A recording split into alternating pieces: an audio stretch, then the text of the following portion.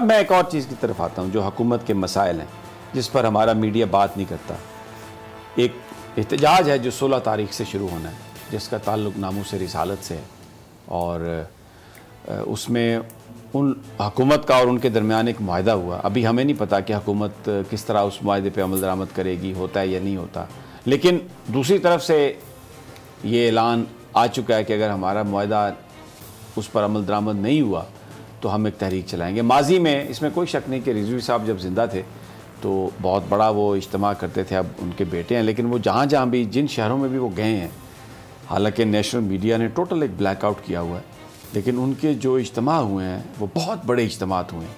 और मैंने सड़क पे चलते जिस बंदे से भी बात की है, ये मसला मुझे हर बंदे के दिल के बहुत नज़दीक लगा है। वो अगर एहतजाज की सूरत हाल पैदा अगर हुई, आप किसी हुकूमत से, किसी से आपकी बात हुई कभी किसी आदमी से, वो इसको संजीदा ले रहे हैं, इस पर कोई बातचीत कर रहे हैं, इस मामले को सॉर्ट आउट करने की कुछ उनके दिल में कोई दर्द है?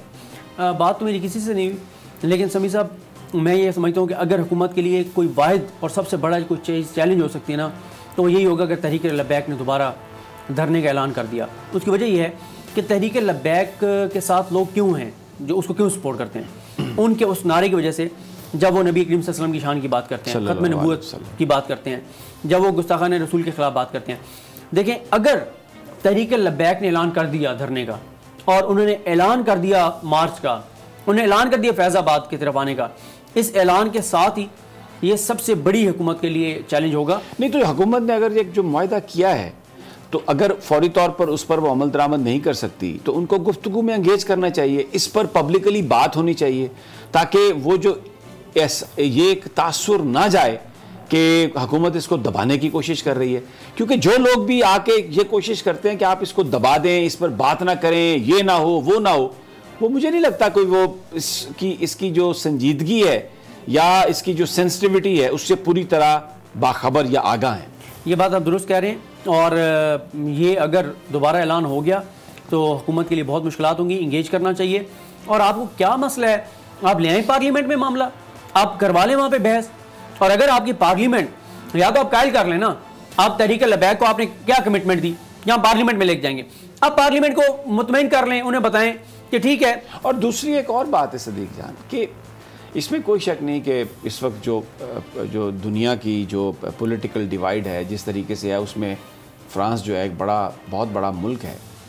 लेकिन मैं सिर्फ एक जो आर्गूमेंट है तहरीक लब्बैक का, वो ये है कि ये कहा जाता है जी कि अगर उनके सफ़ीर को निकाल दिया गया तो हम पूरी दुनिया में आइसोलेट हो जाएंगे। तो वो कहते हैं साद रिजवी साहब कि यार वो तो फिर बड़े बागैरत लोग हैं कि एक सफ़ीर को अगर हम उनके निकालते हैं तो वो हमारे मुल्क का नातका बंद कर देते हैं।